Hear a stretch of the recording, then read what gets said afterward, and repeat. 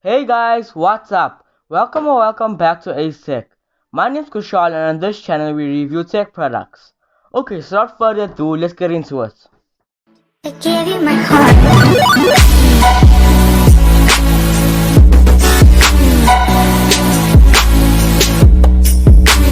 Okay guys, so what we have here is an Android Smart TV box. It connects to most modern day TVs via HDMI. It can turn your ordinary TV into a smart TV. Now, if you turn this box to the side, you have three ports on this side. First, it's your SD card port. Now, you can simply just slip a SD card in with movies or videos. If you don't have a USB and you want to watch a video or movie, you can slide it in here and you have your SD ports. Now, this is actually quite handy because most boxes or movie boxes or Android TV boxes don't have a SD card port, so I have to buy an extender, but this is pretty handy. Next up, you have two 2.0 USB ports. Now that's pretty handy because most of us use more than one USB at a time, at once, sorry about that, and that's pretty handy. Now if you turn this over to the back, what you have here is your power port. Now this is where the power supply plugs in. Next to that, you have your Ethernet port. Now that is where your Ethernet cable plugs directly into the box and directly into the router if you don't want to connect wirelessly. Next to that, you have your HDMI. Now this is where you connect your TV to your box. You just simply plug in your HDMI cable over here and plug it into your TV. Next to that, you have your OTG port. Now that simply just means on the go USB. Now if you have watched my last video, by the way, go check that out if you haven't seen it. You would have seen I used a micro USB to USB adapter. Now that is what you would use here if you wanted to connect another USB. Now that's handy because not only is there two, but there's three ports now if you add the adapter. Next to that, you have your splitter. Now this is commonly used for connecting to your home theater systems. Now there are many types, but namely the most commonly used is a optic fiber, which is this one right here, and a RCA, which is these ones right here. Now I use this to connect to my speaker. So yeah, next to that, you have your audio visual port.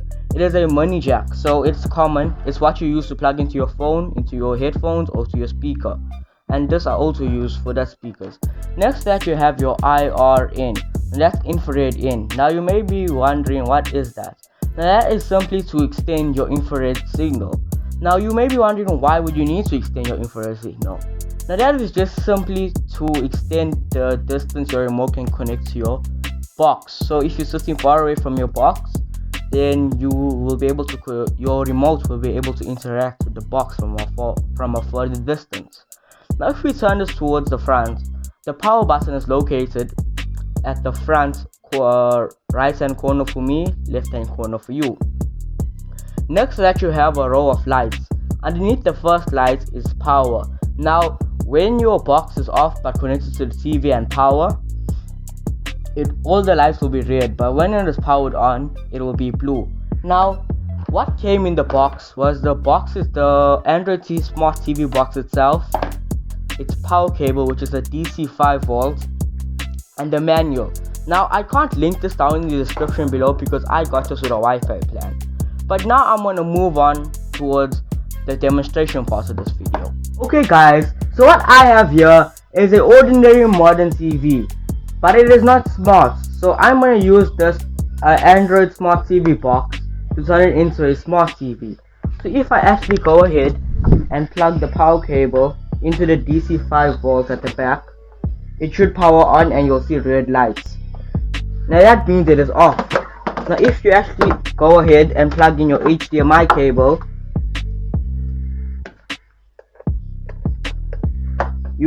it'll turn blue because it's connected to the TV, and that means it's automatically powered on. Now if I actually go ahead and power on the TV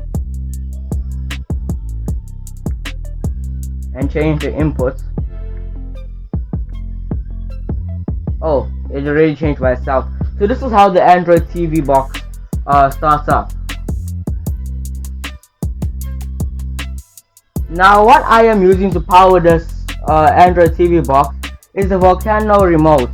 Now if you haven't seen this video, I've done a video on this previously. Go check it out, link will be in the description. Now if I go ahead and plug the receiver in,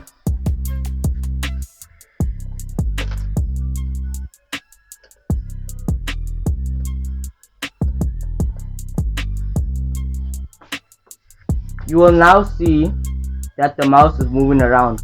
So this is basically a keyboard and a mouse combined. Now if I actually go ahead and go onto YouTube, it does come with YouTube and Netflix already installed. You just need to sign into them. Now let's wait for YouTube to load up.